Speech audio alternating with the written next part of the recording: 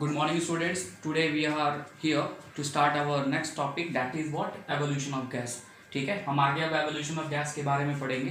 Last chapter में हमने पढ़ा था केमिकल रिएक्शन और उसके कैरेक्टरिस्टिक को, कि केमिकल रिएक्शन क्या है, उसका क्या क्या कैरेक्टरिस्टिक है.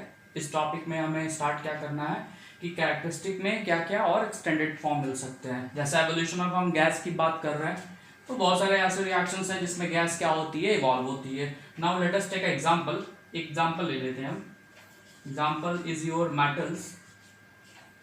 Metal reacting with acid and it is forming a salt.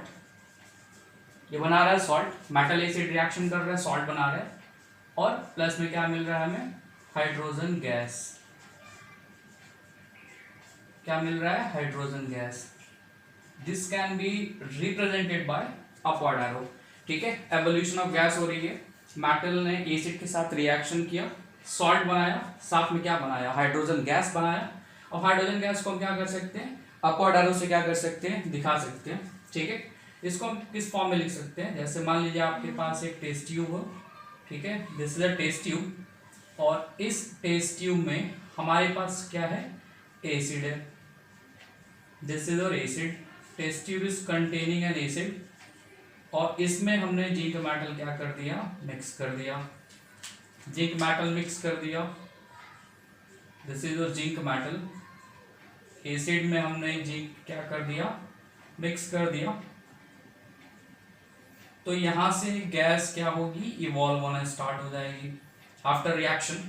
Okay, तो गैस हमारी क्या मिलेगी, हाइड्रोजन गैस मिलेगी. इसके टेस्टिंग के लिए हम क्या करते हैं, फॉर दिस टेस्टिंग हम मैस्टिक ले आते हैं. बर्निंग मैस्टिक इसके माउथ पे क्या करेंगे, पुट करेंगे.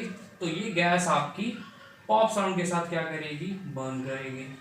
Gas will burn with a pop sound. ठीक है, तो हाइड्रोजन गैस जब भी इवॉल्व होती है तो उसको हम क्या करते हैं, बर्निंग मैस्टिक से चेक करते हैं.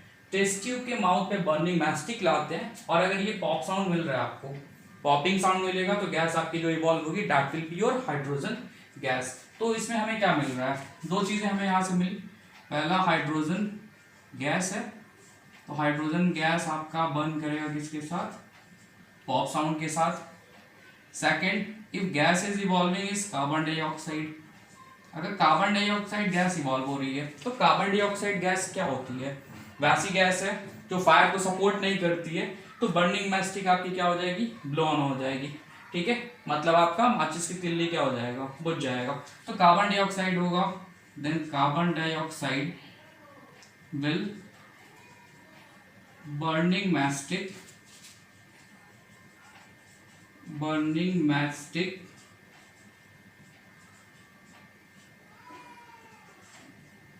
Gate put of.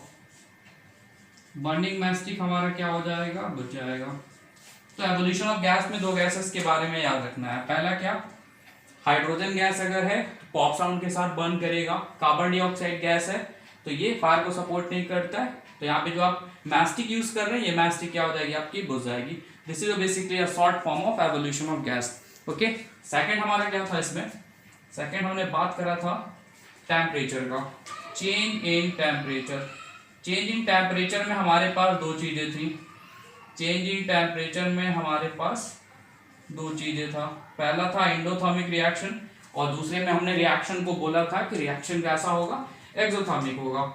ठीक है, एंडोथर्मिक में हमने बात करी थी कि वैसे रिएक्शंस जिसमें हीट एनर्जी क्या हो जाता है, एब्जॉर्ब हो जाता है, that reaction is called as endothermic reactions. And talking about exothermic reactions, तो एक्सोथर्मिक रिएक्शंस हमारे वो रिएक्शंस थे जिसमें हीट एनर्जी क्या हो रही थी, इवॉल्व हो रही थी.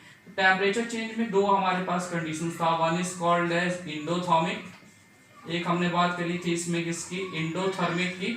और दूसरा आपका जो रिएक्शन था, that reaction was exo. Endothermic के बाद दूसरा हमने रिएक्शन कैसा पढ़ा था, एक्सोथर्मिक रिएक्शन. इंडोथर्मिक में बोला था कि हीट एनर्जी क्या होगी, एब्जॉर्ब हो जाएगी. इंडोथर्मिक में हीट एनर्जी क्या होगी, absorb. Heat energy is absorbed. Reaction is called as endo. Exo की बात करते हैं. एक्सो में आपका क्या होगा, हीट एनर्जी क्या हो जाएगा, इवॉल्व हो जाएगा. heat energy is evolve. Okay, now let us take example. Endothermy का मैं एग्जांपल ले लेते हैं। हमारे पास एंडोथर्मी का बहुत सारा एग्जांपल है। जितने भी आपके डिकम्पोजिशन रिएक्शंस हैं जहाँ पे बॉन्ड की ब्रेकिंग होती है, वहां पे आपका क्या होता है, हीट एनर्जी सप्लाई करेंगे, सबस्टेंस हीट एनर्जी एब्जॉर्ब करेगा, and after absorbing heat energy वो दो या दो से ज्यादा सिंपलर सबस्टेंसेस में क्या हो जाएगा, ब्रेक हो जाएगा। तो डिकम्पोजिशन एंडोथर्मिक होगा आपका। एक्सोथर्मिक रिएक्शंस क्या मिलेंगे, जितने भी आपके कॉम्बिनेशन रिएक्शंस हैं almost they are exothermic in nature. तो एंडोथर्मिक का हम एग्जांपल ले लेते हैं। हमारे पास क्या होता है, calcium carbonate, we are having calcium carbonate, और इस कैल्शियम कार्बोनेट में अगर आप हीट सप्लाई कर दोगे, कैल्शियम कार्बोनेट में क्या कर दोगे, हीट सप्लाई। ट्राइंगल का बेसिक सा मतलब क्या है in chemistry, triangle means heat. Endothermic है, कैल्शियम कार्बोनेट का यूज कर रहे हैं। After decomposition it will form calcium oxide. ये क्या बना लेगा आपका, कैल्शियम ऑक्साइड। प्लस में आपको क्या मिल जाएगा, कार्बन डाइऑक्साइड गैस। क्या मिल जाएगा, कार्बन डाइऑक्साइड गैस। ठीक है, तो ये आपका हो जाएगा endothermic. Second example is our what, exothermic reactions. ठीक है, तो एक्सोथर्मिक में हम क्या करते हैं, लाइमस्टोन लाइम ले लेते हैं, क्विक लाइम, और क्विक लाइम को आप जैसे ही वाटर में मिक्स करेंगे तो वो आपका क्या फॉर्म करेगा, कैल्शियम हाइड्रोक्साइड फॉर्म करेगा। तो वो रिएक्शन हमारा किस में हो जाएगा, एक्सोथर्मिक रिएक्शन में हो जाएगा। जैसे आप चूने को ले लीजिए, उसको पानी में जैसे मिक्स करेंगे बकेट में, तो आप देखे होंगे वहां पे हीट एवोल्यूशन स्टार्ट हो जाता है, बकेट आपका क्या हो जाता है, हॉट हो जाता है। तो एक्सोथर्मिक में हीट इवॉल्व होता है हमारा। तो इसमें आप एग्जांपल ले लीजिए किसका, calcium oxide, we are having calcium oxide plus water, calcium oxide plus water. और ये calcium oxide plus water reaction करने के बाद क्या फॉर्म करेगा, calcium hydroxide. It will form calcium hydroxide. ठीक है, क्योंकि ये कॉम्बिनेशन है। कॉम्बिनेशन क्यों बोल रहे हैं, दो आपके सबस्टेंस आपस में कंबाइन कर रहे हैं और एक प्रोडक्ट फॉर्म हो रहा है, that's why it is a combination. तो ऑलमोस्ट आपके कॉम्बिनेशन एक्सो मिलेंगे, और जितने भी डिकम्पोजिशन है they will have a endothermic process. General reactions की अगर हम बात कर लें, तो अगर रिएक्टेंट में आपको हीट क्या करनी पड़ रही है, सप्लाई करनी पड़ रही है, and then if product is forming, अगर रिएक्टेंट साइड में हीट लिखा हुआ है देन हम बोलेंगे इसको एंडोथर्मिक प्रोसेस। रिएक्टेंट साइड में हीट है तो एंडोथर्मिक प्रोसेस।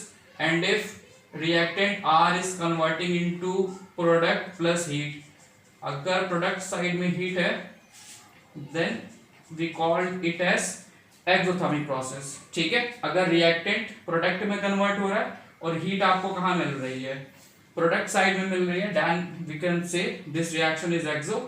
और रिएक्टेंट साइड में अगर हीट का दिखाया गया, शो किया गया है, जैसे आप ट्राइंगल से यहाँ पे भी दिखा सकते हैं, तो ये आपका क्या हो जाएगा, Indo. This will be your Indo and this will be your exothermic reaction. ठीक है, तो this is your evolution of gas and change in temperature. Thanks.